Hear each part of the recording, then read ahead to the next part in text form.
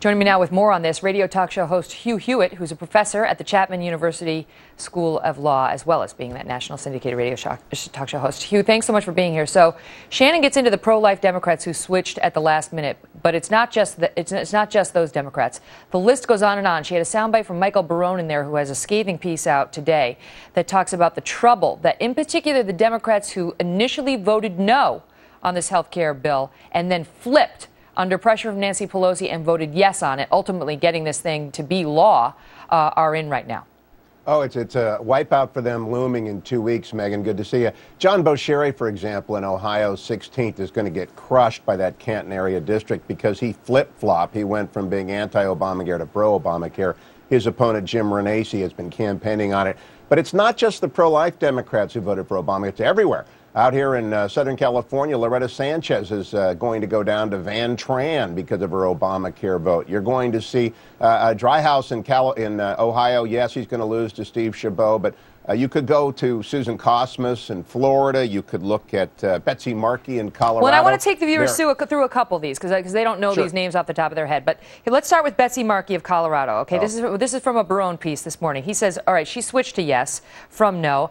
And now this is from The Hill, September 25th. This shows her, okay, Betsy Markey behind by 3 points. But according to him, some of the latest polls actually show her behind by as much as 5 points. You mentioned John Boscheri of Ohio 16. We showed a poll moments ago that showed that race about 3 points away.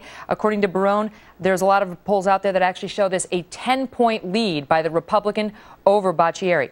Then you look at Suzanne Kosmas. You mentioned her. She is losing to the Republican candidate by an estimate of 7 points out there, and on the list goes. The gap, according to a lot of these polls, and Michael Barone says, is widening in part, or you tell me, to what extent, thanks to the health care vote.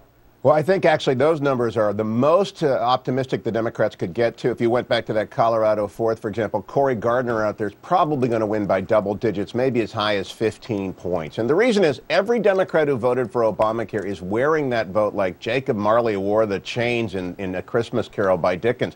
Every debate they go to, and some that Michael didn't even mention yesterday, in a Colorado debate in the 7th district, just a little bit south of that 4th district, you had Ed Perlmutter, an incumbent Democrat, just going backwards under Ryan Frazier's assault, bringing up Obamacare. And the reason is this. The president guaranteed, he gave a guarantee again and again that people wouldn't lose their insurance, they could keep their doctor, they could keep their insurance. But every single day, Megan, a new story comes out, whether it's Harvard Pilgrim Healthcare up in Massachusetts dropping 22,000 retirees, or the Principal Group in Indiana dropping 800,000 people selling those policies, 3M saying to their retirees, we're getting out of the health insurance business. Obamacare represents a giant breach of trust by the president and a giant betrayal of every Democrat who voted for it. And Michael Barone's absolutely right. It's a tidal wave, and not much attention's being paid to it. Well, how much of it? I want to ask you that. How much do you think, Hugh, in the numbers that we are seeing, these projections about the Republicans taking big gains in the House and possibly even taking over control of the Senate, how much of this has to do with the health care law? And because we focus so much on the economy, people are tired of the economy, and undoubtedly they are. But what about this health care law and the way it was handled, the way it was pushed through, and the fact that at no point have the Democrats been able to win people over on this bill?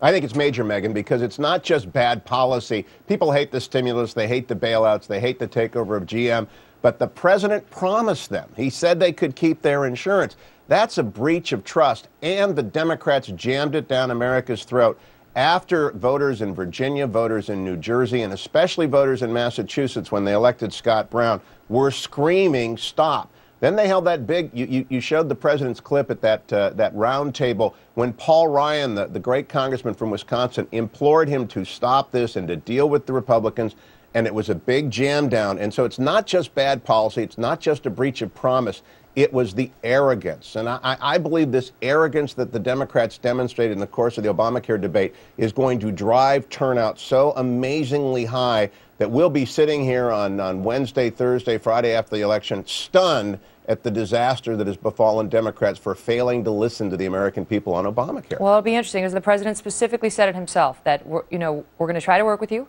If we don't get it through, we're going to have to do what we have to do, and then that's what elections are for. And we'll see, what message the voters send come November 2nd. Just so our viewers know, latest Rasmussen poll shows 55% of those surveyed likely voters favor repeal of this law.